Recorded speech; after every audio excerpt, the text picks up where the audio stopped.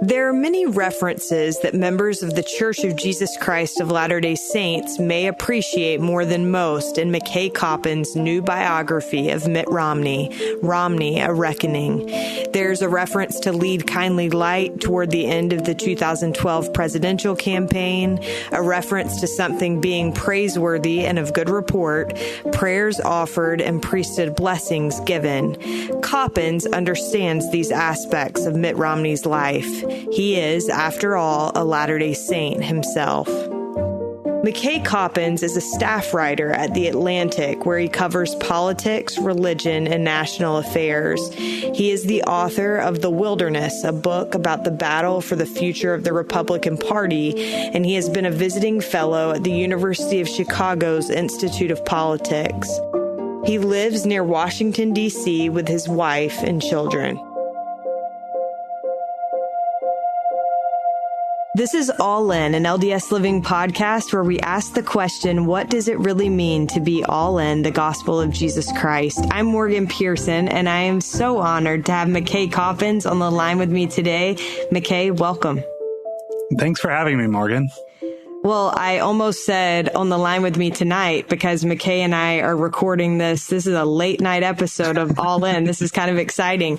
But I just want to start out and say congratulations on an incredibly well done book. I absolutely loved reading it. It's a great narrative about somebody that all of us are familiar with. And I think the ability to make something that we all kind of have watched for the last 10, 15 years, to make that feel like I was reading it for the first time was really, I was so impressed. So well done. Thank you. That's very nice of you to say. It's kind of like a relief to finally have it out in the world for people to be reading. I have no doubt. Well, I think to start off, I think the thing that struck me most as I was reading was the number of Latter-day Saint characters, at least Latter-day Saints at one point in time, characters in the book, and how different they all are. So, of course, we have Mitt, but there's also Glenn Beck, Harry Reid, John Huntsman, Mike Lee. And I feel like as members of the church, oftentimes we're like pigeonholed and made to feel like there's one type of Latter-day Saint. Mm-hmm. And as a Latter-day Saint yourself, I wondered, did that strike you as interesting how different all of these characters are? And do you think that readers might catch on to the fact that we're not all the same, or will they continue to think that? I hope so. I mean, it's funny, like I obviously was especially interested in the Latter-day Saint characters.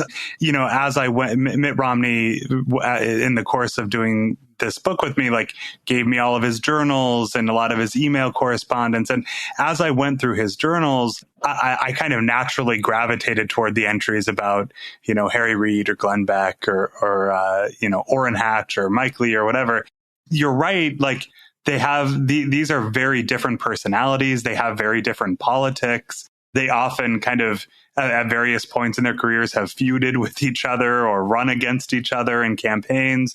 And one of the like strengths that I hoped to bring to telling this story was that I had a more nuanced understanding of Mitt Romney's faith than probably the average, you know, political author, right? For sure. Like, because I also am a member of his church, I wanted to really demonstrate the texture of the religion in all different facets, right?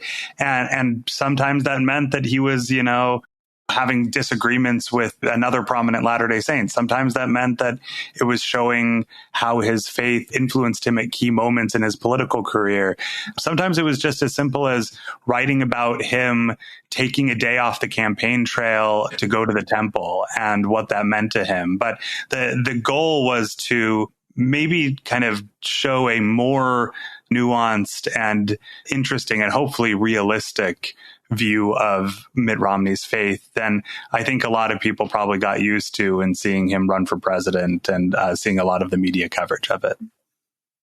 Well, I think you did a great job of that. And like I said, I think one thing that's always interesting to me in interviewing different members of the church is how different we all are, that you can have the same foundational belief system, but then beyond that, you can be so different. McKay, you have never shied away from talking about your faith or identifying yourself as a member of the church. And that's always impressed me. But correct me if I'm wrong, you didn't disclose in the book that you were a member of the church until the very end. Was that a deliberate choice? And if so, why? I'm going to be honest with you. I basically forgot to disclose it. I'm not kidding, until the very end of the process. I mean, I think it's because I'm so used to writing about my faith, often from a personal standpoint. Like you said, I don't hide the fact that I'm a practicing and believing Latter-day Saint. Like, I've written stories about it. I've written personal essays about it. I talk about it in interviews. And sometimes I forget that not everybody knows that about me. In fact, I was just joking with my wife. We were talking about how when the Washington, D.C. temple was reopened for an open house, before it was rededicated because it had gone through these renovations. I guess, was that earlier this year or last year? But I was on one of the early tours that was like media, and then there were some kind of dignitaries and VIPs and stuff. And I was on this tour in a small group, and we were being led through the temple. And in my group was Larry Hogan, who was the governor of Maryland, who I had interviewed before for a couple different things at the Atlantic. And like halfway through, I think it was like after we got out of the Celestial Room, Larry Hogan came over to me and said, "Oh, hi, it's good to see you." And then he said, this doesn't really seem like the kind of story you'd cover. Why are you here?" And I was like, "Oh, I'm actually a member of this church." And he had no idea. And I was like, I sometimes forget people don't know that about me. So the short answer to your question is, I forgot to disclose it. And then in the very final revisions, I was like, oh, I need to write somewhere that I'm also a member of this church. And so I wrote it into the acknowledgments because that was kind of the last thing that I wrote. But I certainly didn't want that to be something that people didn't know. And I've made a point of bringing it up in kind of the early interviews as I've done promotion for the book. That's so funny. Okay, before we get too far into talking about the book, I'd like to talk about you a little bit. You wrote an article 10 years ago for BuzzFeed, and the article was something along the lines of why the internet has not shattered my faith. And you shared that as a 13-year-old boy, you used the internet to peruse various aspects of church history. You wrote, "The stuff I read was confusing, frustrating, and more than anything, incredibly compelling. I devoured historical accounts of Joseph Smith's many wives, news stories about scientific challenges to the historicity of the Book of Mormon, and any number of testimonials that depicted church leaders behaving in a less than godly manner." But then you wrote, "The result, rather than shattering my religious belief system, these problematic episodes and challenging ideas were simply folded into it." I wondered if you could talk to me about why that experience was formative for you. And you make a point to say, your parents didn't make you feel like you had done something wrong. Yeah. So why was your parents' response so important, do you think? I think back to that experience all the time as a potential pivot point in my own kind of spiritual journey and testimony. If my parents had reacted differently than I did, I wonder, if I would have gotten to the point where I'd have, the faith that I have now. But basically, I remember reading about all these controversial things. I was new to the internet altogether at this point, and I didn't know what chat rooms were, and I didn't know what message boards were, and I was kind of new to all of this stuff, and also was learning about all these historical episodes in the church, and a lot of misinformation that I didn't know was misinformation, but I was just kind of fascinated by it, right? And I was kind of trying to figure out what I believed. And at one point I mentioned to my dad and my mom that I had been reading this stuff and asked them about it. And their immediate reaction was not to get defensive or to, pull my internet access or, make me feel like I was in trouble. They just said, okay, let's talk about it. Like, what have you been reading? And they were so kind of non-judgmental and open-minded about it that it made me feel like these, complicated things didn't need to be, testimony ending things, right? Like, they didn't need to cause a crisis of faith. They could just be kind of folded into my faith. I could understand them, process them, internalize them while still trying to make my way toward being a better Christian and a better person. And I think that, like, when I say I think about that as a pivot point, I think that if my parents had kind of been flustered and been mad at me for questioning or reading this stuff, I think my natural inclination would have been to think, oh, they're hiding something, or, the church is hiding something. And I can't, I need to keep digging through these like anti-Mormon forums or whatever. But instead, they made it clear that it was totally natural to have questions, to have doubts, to explore these things, that's part of a normal spiritual journey and normal testimony building process. And I think I really internalized that idea, and it's really helped me throughout my life. Well, and I think, as a kid, if your parents don't act alarmed by that, you're much more likely to come back and tell them the next time you read or see something. Yeah. Otherwise, you're like, I'm not ever mentioning this again. I love that. I love that example. You made a name for yourself, McKay, covering the presidential election when Mitt Romney was running the first time around. Other journalists called you Mormon Wikipedia because you answered everyone's questions on the church on the campaign trail, which I would imagine is a very unique spot to be put in as a journalist yourself when you're used to being the one asking the questions. How did you kind of embrace that, and what did you learn from it, being the person that they approached with all their questions about the church? Yeah, I was glad to do it. I mean, it was strange, right? Like, being the only member of the church in this on the campaign press bus that was covering Mitt Romney, like, it meant that it's not like I sought out that role. It just naturally happened that, people had to write stories quickly and file them to their editors. And sometimes when some issue would come up related to the church, they didn't have time to like do a deep dive and learn everything. They would just say, hey, McKay, can you look at this? Is this correct? Is the way I've written this accurate? And I'd say, well, not quite. I think you would want to say it this way to fold in this context or whatever. Or they'd say, so what's the deal with the baptisms for the dead? Like, I just don't understand it. And I'd then have to give them like a 90-second explanation that they could synthesize into one sentence. How do you do that? Well, luckily I had served a mission, and I feel like I got really good at like fast, doorstep conversations. But it was hard. But I think it was also where I saw myself as being able to have kind of a unique value add to the press coverage, right? Because there were a lot of good reporters covering that campaign, and I was very young. I was probably one of the least experienced reporters covering the Romney campaign at that point. I think I was 23 when I started. And I was not going to get better scoops than like the veteran New York Times reporters. And I was not going to have a deeper grasp of, modern political history than some of the kind of magazine correspondence that came on the campaign trail. But what I did know was a lot about the faith of this presidential candidate.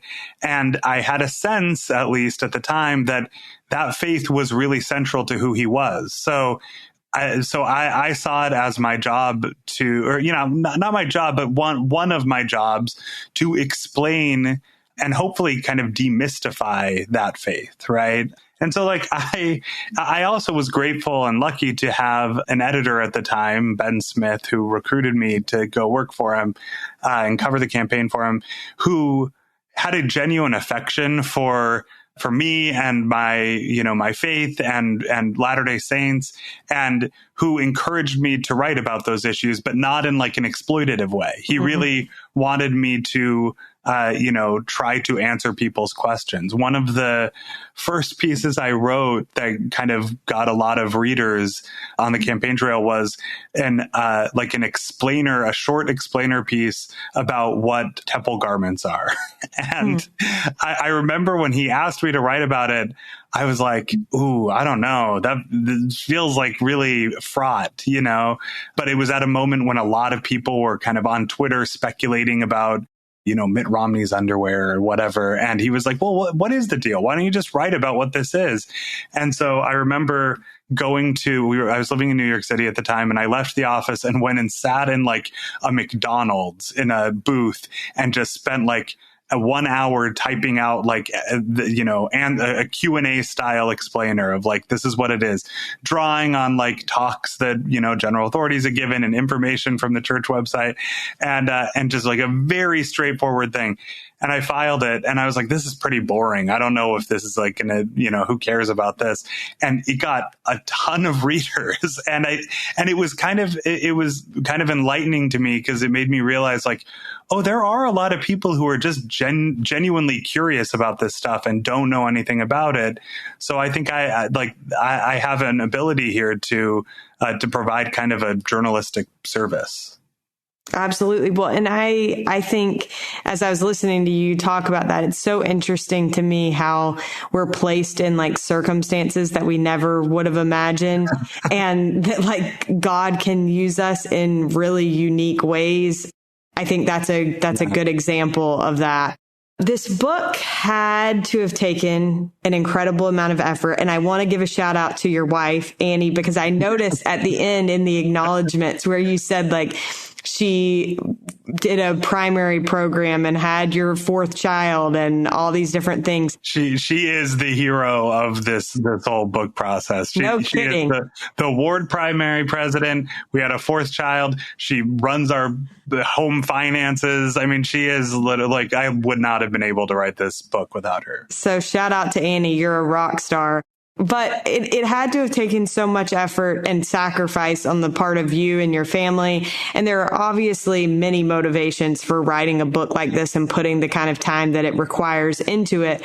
But I was impressed because I felt like you definitely took the opportunity to share things about our faith. I will say most of them are good things that we'd want people to know. There is in at least one case a story that is not particularly glowing from church years ago.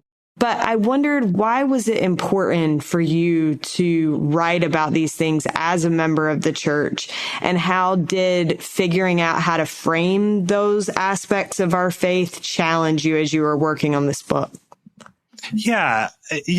Writing about Mitt Romney's faith, obviously I've done it for a long time as a reporter, but in this case, writing this book as a biographer, my goal was to capture how his faith had shaped him, right? Because a big part of the question I wanted to answer in this book is why has Mitt Romney become the way that he is? Like, what made him the man that he is? And, the journey that he goes through from being a young kind of son of privilege to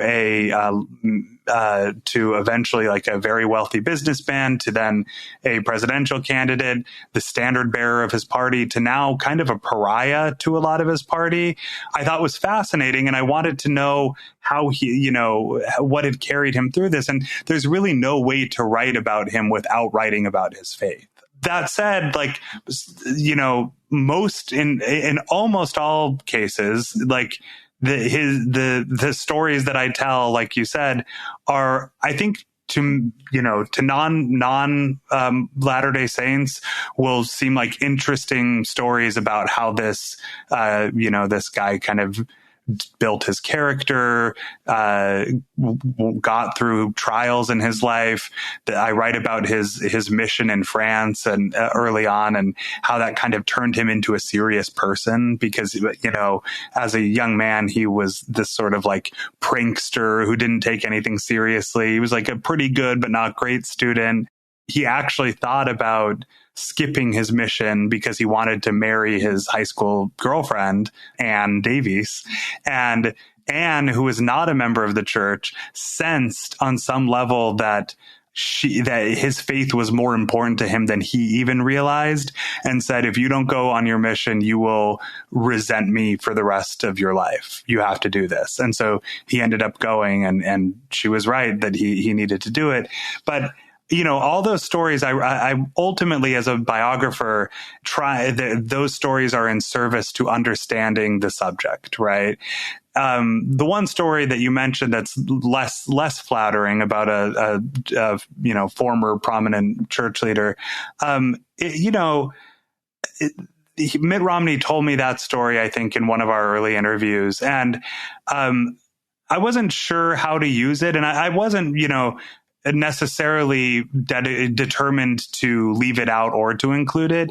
It actually was not until later in the process of writing the book that I realized that moment, why that moment was important, and why it had actually influenced this interaction that he had with a church leader decades and decades ago, why that moment had influenced a certain political decision he made. And so once I realized that was kind of important context for the reader to understand, that was what made me, make the decision to include it. But again, I didn't come into this project thinking I need to use this as a vehicle to make people like the church. But I also didn't want to say that, I certainly didn't think that people would come away not liking the church. It was mainly just how can I explain how his faith has shaped him? And I think my bias is obvious, which is that I think that his faith has cultivated a lot of his best virtues. It's forced him to constantly be grappling with his own conscience and his own sense of right and wrong. I think Mitt Romney would tell you that without his faith, it would be much easier to just always do the convenient thing and not worry about what he thought was right and wrong. But because of his faith, he's always kind of wrestling with his conscience. And I think that's what made him such a compelling subject. Well, as you were saying that, I was thinking, I think what you just described is what makes religion important. Mm-hmm. I think that it's the thing that keeps all of us grappling with kind of that natural man, if you will. Yeah. And I think I was so impressed as I read the book, because it's very clear that Romney, even at times when he was encouraged to kind of let his faith lay low or to denounce his faith, he was completely unwilling to do that at any moment. Like him or not, it is very clear that Romney's faith runs very, very deep and is at the core of who he is. What would you say as a Latter-day Saint yourself, McKay? What did you learn from that personally? Yeah, there's a fascinating moment in his first presidential campaign where his campaign consultants are starting to realize that what they called the Mormon problem would be a serious issue for him in winning the Republican nomination. And because, there were a lot of conservative evangelical voters in the early primary states who were suspicious of him because of his faith. And in fact, there's kind of a sad and funny story about one of his sons who embarks on a statewide bus tour to try to visit all 99 counties of Iowa to campaign for his dad. And he initially wanted to bring his whole family, but at 2 days in, his wife was like, I'm not getting back on that bus. And so he ends up just by himself, going from one diner and fair to the next, trying to campaign for his dad. And over, the voters are saying, your dad just doesn't believe in the same Jesus I believe in. Your dad I can't get on board with a Mormon, right? And I think that was really hard for Mitt Romney's sons who had grown up in Massachusetts, which, like I did, which is a place where there are not a lot of members of the church, but at least in my experience, there's also just people are generally pretty tolerant of you, and they may not know that much about your faith, but they don't particularly care. But in Iowa, that's not the case. People have very strong opinions about religion. And so I think that was hard for them. And I think it was hard for Mitt. And there was an interesting moment where his advisors and allies said, look, if you want to win this campaign, you need to distance yourself from your religion. And the advice was kind of, you just say that Mormonism is something that is part of my heritage and is something I inherited from my forefathers, and I respect, I respect them, but it's not really that important to my beliefs now, right? And the idea would be maybe that would kind of diffuse some of the concern among conservative evangelical voters. And Romney just flatly refused. He said, there is no way I'm going to do that. My faith is non-negotiable. He would get tagged a lot in those campaigns for flip-flopping and changing on issues. And I think in some cases he would now acknowledge that that's true. But the one thing that was totally non-negotiable to him was his faith. And I think there's something inspiring about that, right? Like as a member of his same faith, I could see being in his situation and feeling that pressure. And it would be easy to rationalize, like, think of how much good I can do if I become president. And, I'll still keep all the commandments and keep my covenants. And, it's just that publicly I'll kind of distance myself. You could see the line of thinking that somebody could engage in. But the fact that he wasn't willing to, I think, showed how important his faith really is to him. At the same time, and I'll just say this as an aside, he also struggled with this because he was, once he ran for president, especially the second time, once he became the Republican nominee, one of the most prominent Latter-day Saints in the country, if not the world. And that meant that he was kind of naturally the go-to example that people pointed to when they wanted to understand the church, right? And he struggled because he felt like it wasn't his job to educate the country on his faith, right? Like, his job was to win a presidential campaign, and he wasn't going to distance himself from his faith, but he also didn't feel like he needed to be the one who was kind of like the chief seminary teacher and like educating all of American voters.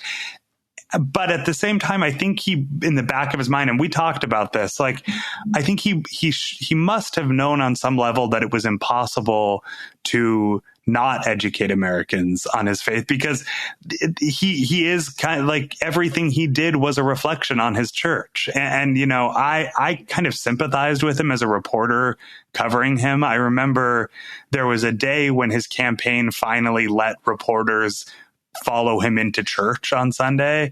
And they did it because there is a long tradition of, once a candidate wins a nomination, there's what's called a protective pool of press, that basically a small group of reporters literally go everywhere he goes to document his movements and, every action, basically. And so he complied with that, but I was the reporter in the pool who followed him into church that first day. And I remember sitting in the back of the chapel and just thinking, man, this was like his last shred of his personal life, and how important was it probably for him to kind of retreat from the press, get off the campaign trail, and just be able to sit in sacrament meeting for 1 hour every week. And now he knows that there's a bunch of reporters in the back of the room kind of like watching his every move and writing down what he's doing. It's nothing sacred anymore. Yeah. Like, I get why he wanted to kind of keep that separate from his campaign. But I also think he realized over time that was sort of impossible. So interesting. I cannot even imagine being in a situation like that. McKay, you share a story in the book about Mitt's experience as a missionary in France with an autobiography of Parley P. Pratt. And I have to say, as a writer, I love how you kind of bring it full circle at the end.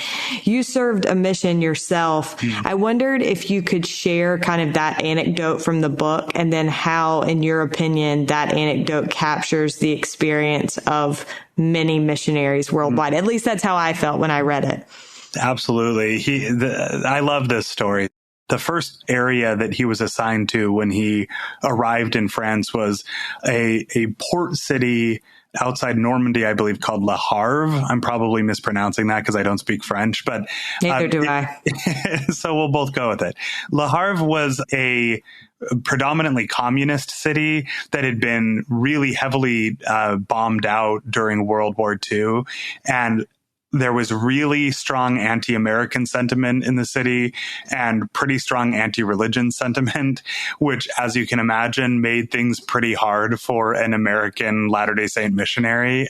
And so he arrived with 3 other missionaries, and they got to work. And the city was kind of composed of these big concrete brutalist towers. And they would literally just pick a tower every day and go to the top of the tower and spend the entire day going door to door knocking.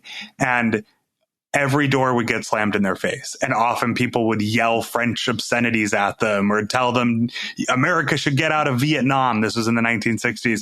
Or, leave us alone. And it was one slam door after another, day after day, week after week. He said he would go months sometimes without a single person talking to him, letting him in the door and teaching a lesson. So even by the standards of tough missionary work, this is pretty tough missionary work, right? And for him, it was really hard because he desperately missed his girlfriend. He felt like he wasn't accomplishing anything.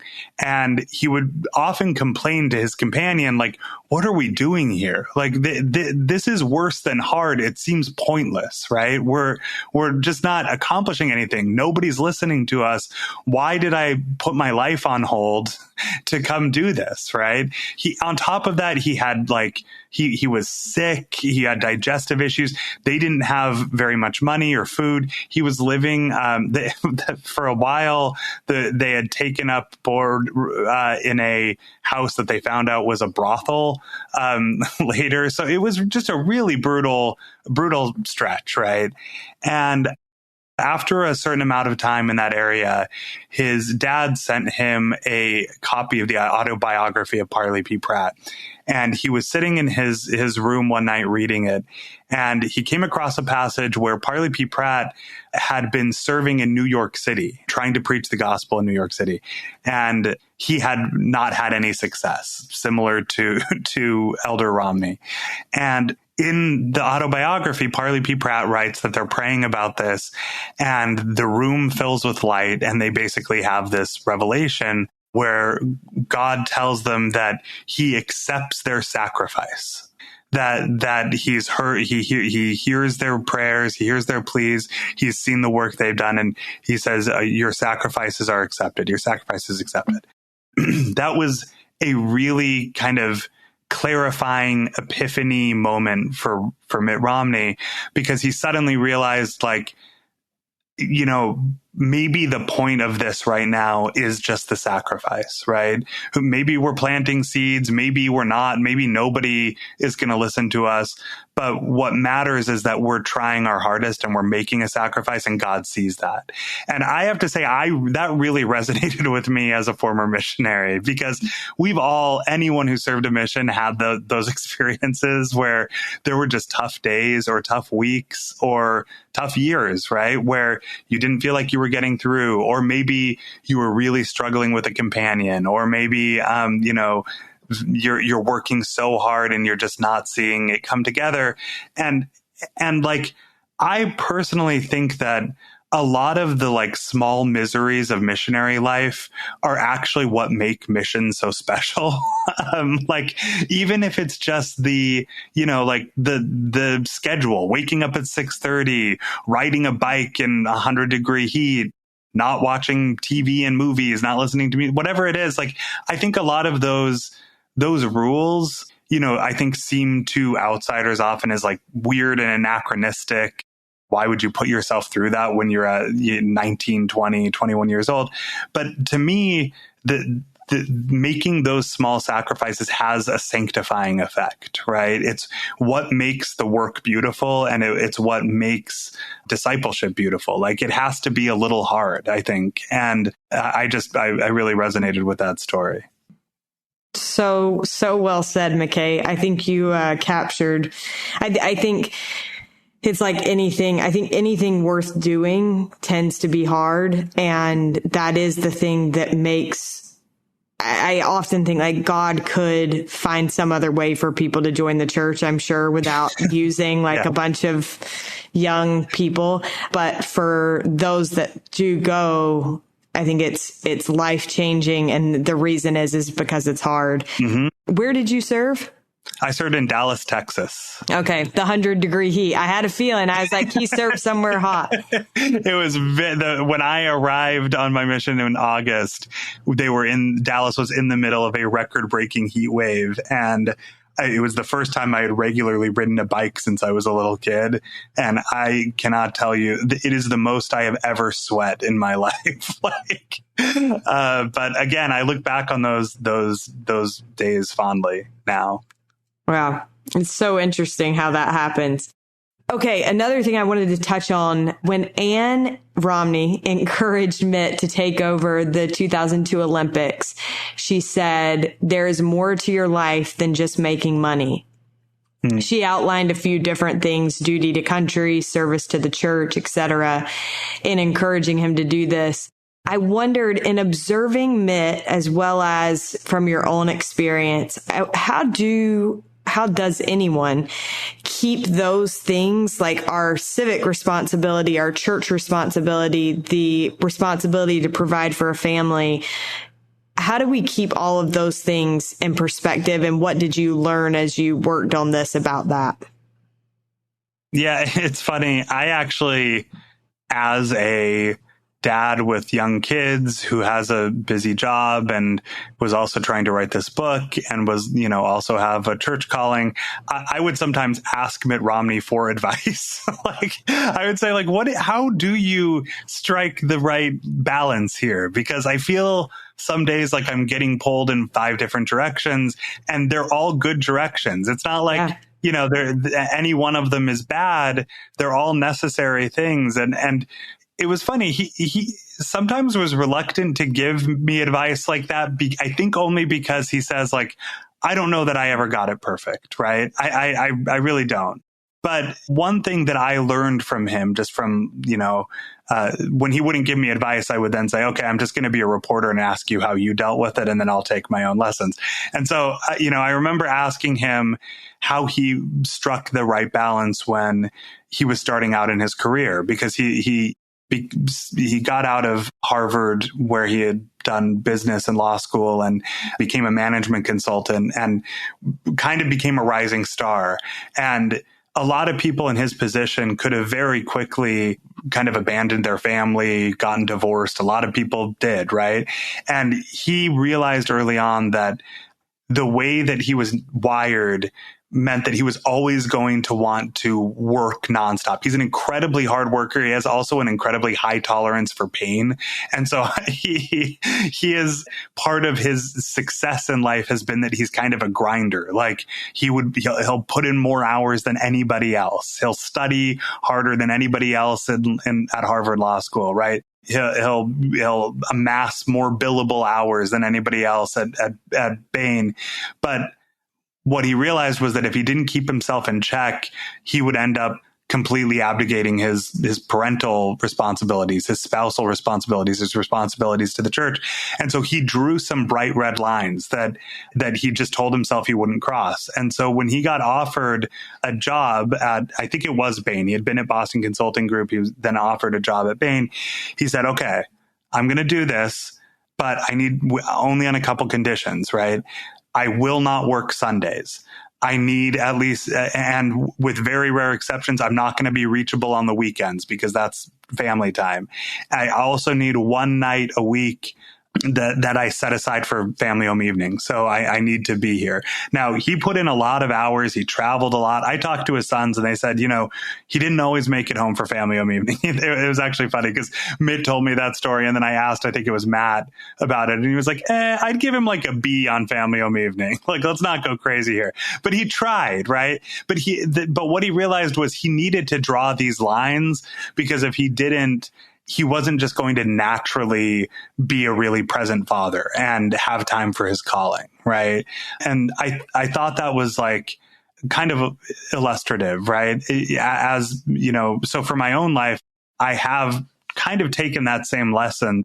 There are just some things that I can't compromise on. I always think about, this is an aside, but Clayton Christensen used to say that it's actually much easier to follow the commandments 100% of the time than 99% of the time. Because my husband loves that quote.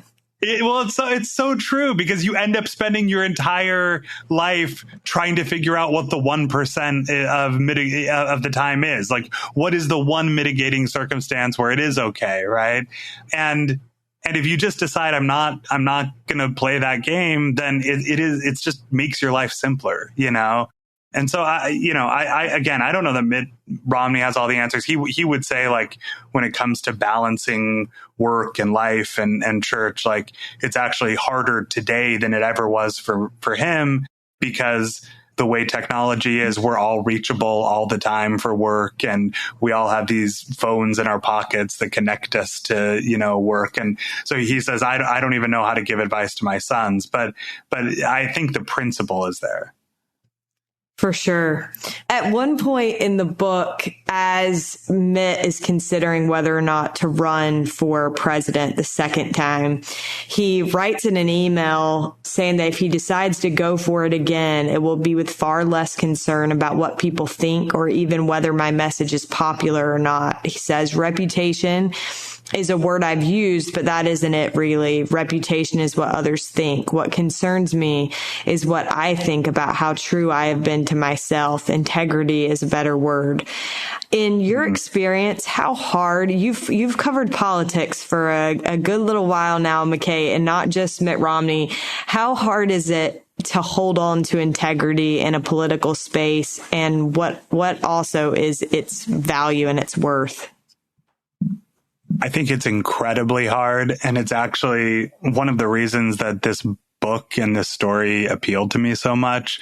I profile a lot of powerful people as part of my job, right? I spend time with interviewing presidential candidates and CEOs and senators. And if somebody who's read a lot of my work once told me that I seem to gravitate towards stories about people who find themselves in where their conscience and their ambition are in tension. And I hadn't really thought of it that way, but once I started to look back on my work, I found that is true. Those are the subjects that I tend to be most interested in. And I think it's because there is something so human and about, you know, having to wrestle with wanting to, you know, get to a certain point in your career or to accomplish big things, but realizing that to do them, you have to kind of sell yourself out a little bit. And I think all of us in various aspects of our lives feel that tension. And so to answer your question, I think that integrity is increasingly not just in short supply in politics, but almost undervalued. It's devalued. Like, people who go around thinking a lot about talking about their own integrity, or even just saying, I want to be better and I care about my integrity, they often kind of get laughed at in Washington, especially, right? Like that's seen as a sign of self-righteousness and smarminess, and, you know, somebody who's kind of like too earnest and quaint. And I think also they're often kind of suspected of being disingenuous. And I get that, because oftentimes people are disingenuous when they talk about these things. But I think it's really unfortunate that we have gotten to a place in our kind of political culture that we look at people who really are grappling with their conscience and their ideals and their principles and their integrity as kind of saps, you know. Like I think what made Mitt Romney such a compelling subject to me, and somebody who I wanted to spend 2 years with, is that it's increasingly rare to find a very prominent political figure who is openly grappling with his conscience. Like and he's not perfect. A lot of the stories in this book are about times when he didn't totally live up to his principles, or he let his ambition get the better of him.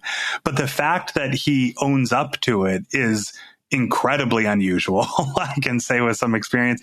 And the fact that it was hard for him, that he does have kind of like a highly functioning and frankly inconvenient conscience constantly kind of like telling him like, oh, are you sure you want to do that, is what makes his occasional indulgences of rationalization and his self-interest understandable and sympathetic.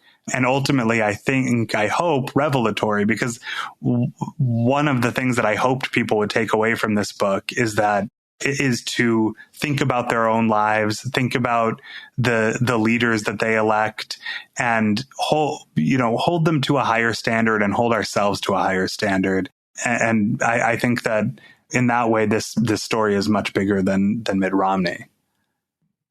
You do a beautiful job, McKay, and maybe as a writer, having attempted to write some lengthier biographical articles, it's tough to know when to insert yourself in. And I thought you did such a good job of employing that first person narrative in a way that's very subtle. But at one point toward the end, you write of crashing a Romney family reunion and looking around and thinking, and you write this question, can these be the fruits of a poorly lived life? And members of the church likely will pick up on kind of where that idea is stemming from of, by their fruits ye shall know them. I wondered, how would you answer that question? Can these be the fruits of a poorly lived life? Yeah, I think that what most struck me about being up with his family at Lake Winnipesaukee in New Hampshire is that, like, these are people who genuinely love him. He has put in the work over the course of his life to cultivate meaningful relationships with all 5 of his sons, certainly his wife, who he adores, but also, the dozens and dozens of grandchildren that he has. I mean, he has these really meaningful relationships that I think are the fruits of a man who has made deliberate choices, like we all have to prioritize his family, to prioritize his relationships, and to prioritize his faith. And I think that, it's certainly possible to become wealthy and have a great lake house while living a less than great life, right? We all know people who are very rich and are not people that we would necessarily want to emulate. The family relationships, though, I think when you get to that age and that level of power and wealth, it's very common to reach that point in your career and look around and realize that you're kind of alone.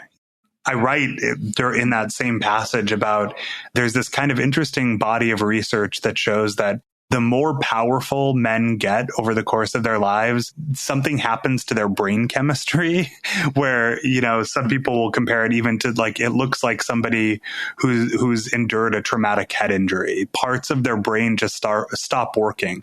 The parts that register empathy, that can mimic other people's experiences, they stop working. As people become more powerful, they often become more reckless and impulsive, more self-centered.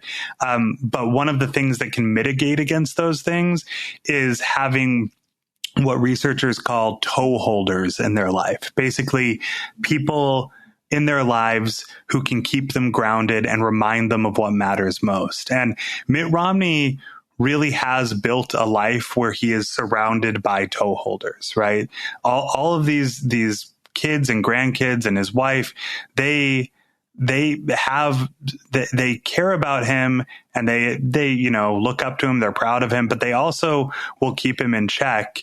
And I to answer your question, I don't think that you can get to the point in your life where you have all these loved ones around you, where you have all these meaningful relationships if you've lived a bad life. And I think that was one of the takeaways I had from that experience.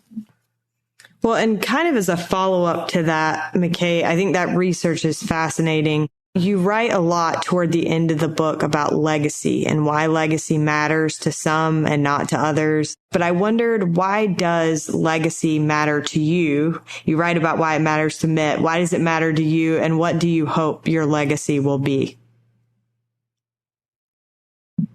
It's a great question. I mean, I think if anything, the older I've gotten, and I'm, not that old yet, but like the more I've progressed through life, the more that I realize that like, I don't think I'm going to have any, huge legacy as a writer, and like, I don't think that I'm going to be, the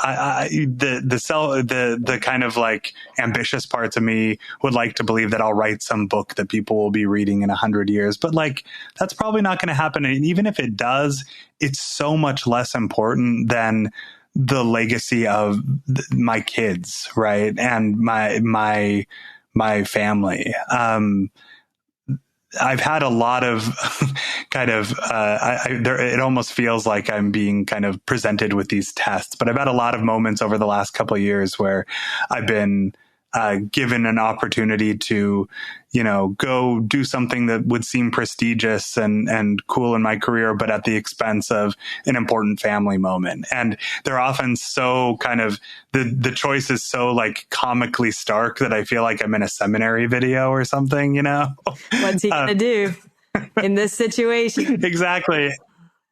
And I'm one of the reasons I'm grateful that I was able to write this book is that like, it was an opportunity to constantly be reminded of what do I actually care about most. Mitt Romney, as he enters this kind of twilight of his life, he's not really thinking that much about his past presidential campaigns or the deals he made at Bain or the, quarterly profit statements. He's thinking about his kids, his grandkids, and he is thinking a lot about the country that he loves, but he's really thinking about like, what's going to be in my obituary? What are my grandkids going to remember about me? And I want my kids to remember that I was here with them, that I loved their mom, that I, served faithfully in the church, that I tried to be honest and I tried to be loving and patient and supportive of them. And that most of all, I loved them and listened to them. And like, I think that, seeing somebody think about his legacy like Mitt Romney is a good reminder for all of us that life is shorter than we think, and the things that matter a lot, day to day probably aren't going to matter at the end of our lives. And so it's those relationships, it's our relationships with God. Those are the things that we're going to care about the most.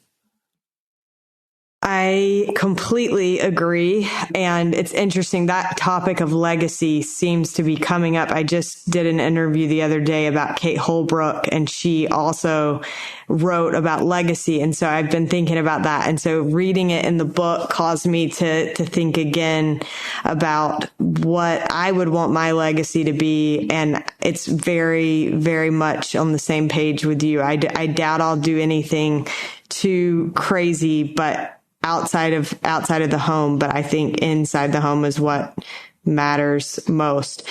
My last question for you, McKay, is what does it mean to you to be all in the gospel of Jesus Christ? So I was obviously anticipating this question. I was thinking about how to answer it. And my wife, who listens to this podcast every week, was like, McKay, you got to have a good answer for that. No pressure. No, but I was thinking about this. I think that what it means to me is to make my discipleship, my membership of Jesus Christ Church central to my identity. and not to try to bracket it or put it aside or say, this is one part of me, but all these other parts are more important, right? It goes back to the conversation we had about, juggling all these different things in our lives.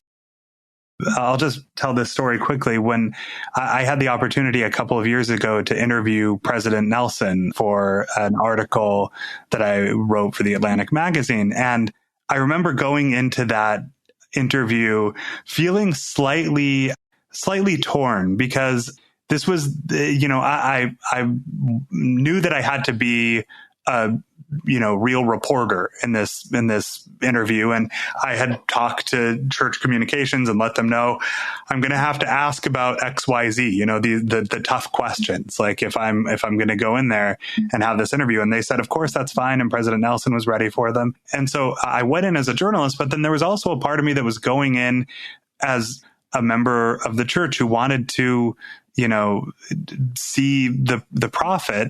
And especially this was early in the pandemic when the world felt like it was kind of spinning out of control.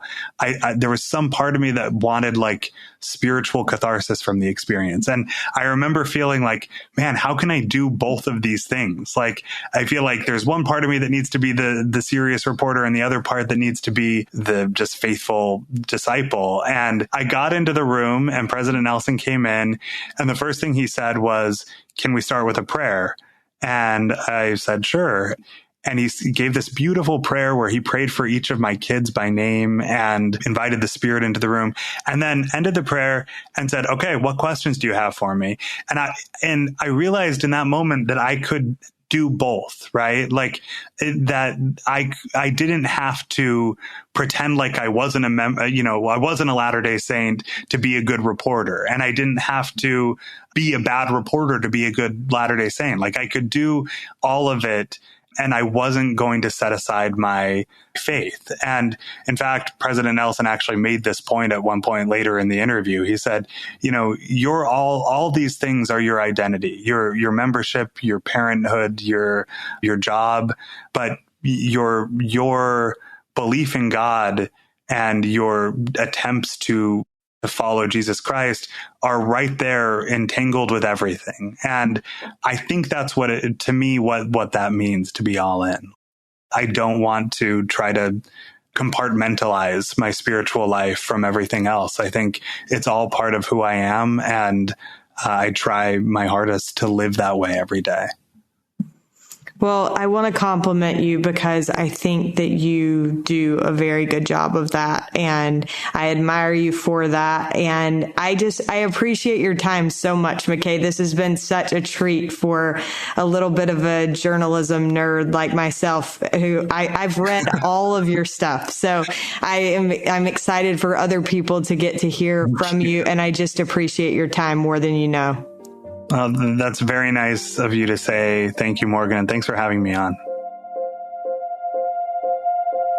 Many thanks to McKay Coppins for joining us on this week's episode. McKay's book, Romney, A Reckoning, is available in stores now. We are grateful, as always, to Derek Campbell of Mix It 6 Studios for his help with this episode, and we're grateful to you for listening. We'll look forward to being with you again next week.